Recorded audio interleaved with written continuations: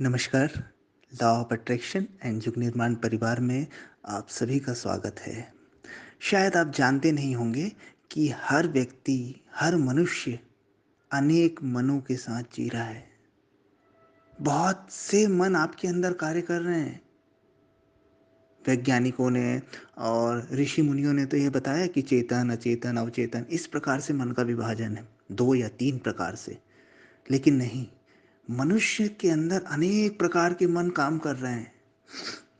एक मन दौड़ता है पहाड़ों की ओर, एक दौड़ता है थिएटर की ओर, एक चाहता है ये, एक चाहता है वो।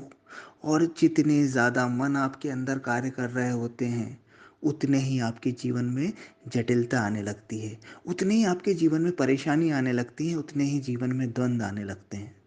आपकी चीज़ें आप पूरी नहीं कर सकते, आपके संकल्प आप पूरे नहीं कर सकते, क्योंकि संकल्प लेता है एक मन, और जब उसको पूरा करने की बारी आती है तो दूसरा मन वहाँ पर उपस्थित होता है।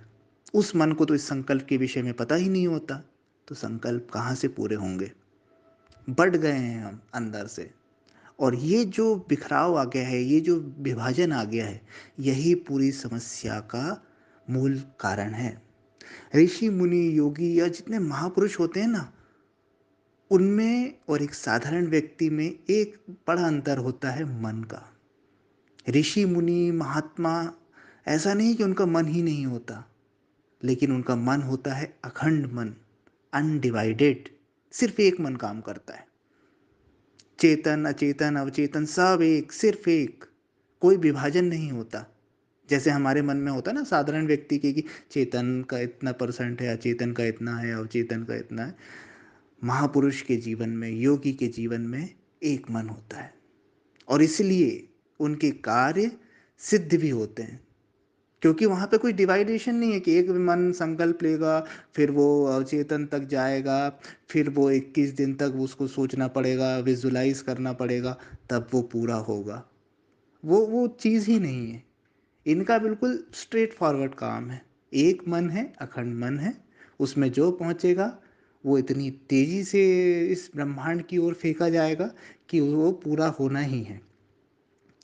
जैसे सूर्य की किरणें अगर फैली हुई है आसपास, तो वो धूप देगी, ताप देगी, हीट देगी।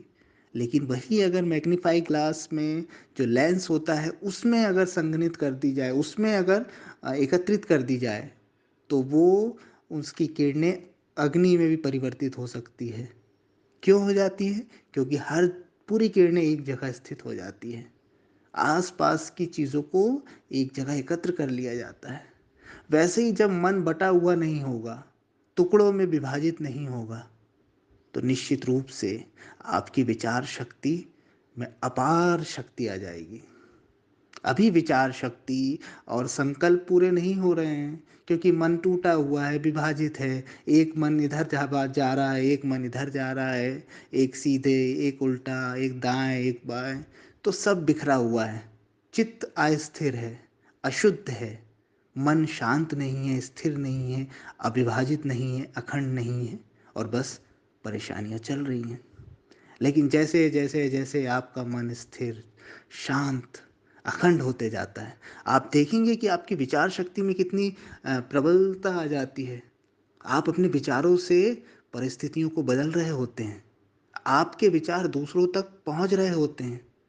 आपके विचार में शक्ति ऐसी आ जाती है कि आप किसी घटना को, जिसे आप सोच लें, जिसे इमेजिन कर लें, उसे आप चरितार्थ भी कर सकते हैं। तो यही पूरी विचार शक्ति का मूलभूत स्रोत है कि आपका मन अखंड होना चाहिए। अखंड मन के लिए हमें क्या करना चाहिए? अखंड मन के लिए हमें अपने जीवन में होश को बढ़ाना चाहिए, जागरूकता को बढ़ाना चाहिए, मन की गतिविधियों को देखना चाहिए बिना उसमें शामिल हुए, मन के साक्षी होना चाहिए। जैसे जैसे जैसे आप मन के साक्षी होते जाते हैं, मन के प्रति जागते जाते हैं, आपके अंदर जो मन बटे हुए हैं ना, वो एक होते जाते हैं, वो मिलते जाते हैं। आपका जो अंधेरा कमरा होता है अवचेतन मन का, जहाँ तक पहुँचना बहुत मुश्किल होता है, वो सब चेतन मन में विलीन होने लगता है, और आपका मन अखंड बनने लगता है। और अखंड मन इतना पावरफुल हो जाता है कि ये मानिए कि वो सीधा ब्रह्मांड के संपर्क में आ जाता है, क्योंकि उसमें एक रूपता रहती है और वो अलाइन कर जाता है यूनिवर्स से। और फिर आप अपनी इच्छा मांग के देखें, इच्छा करके देखें, संकल्प करके देखें, पूरा होगा ही, क्योंकि वो पूरे मन से किया जाएगा। अभी आप पूरे मन से कर ही नहीं पाते, इतना ज़्यादा विभाजन, डिवाइडेशन है कि आप कर ही नहीं पाते। तो मन को अखंड कीजिए, मन के अंदर के विभाजन को समाप्त कीजिए, जीवन में होश को बढ़ाइए, अवेयरनेस को बढ़ाइए, ध्यान को लाइए, और फिर देखिए कि आप मन की शक्तियों से कैसे अभूतपूर्व परिणाम प्राप्त कर सकते हैं। कोई ये ना कोई जादू टोना है, ना अंधविश्वास है, ये सीधा सीधा विज्ञान है। मन को एक कर लीजिए, मन को एकाग्र कर लीजिए, मन के अंदर के विभाजन को खत्म कर दीजिए, और निश्चित रूप से आप इच्छित परिणाम और सफलता प्राप्त करेंगे।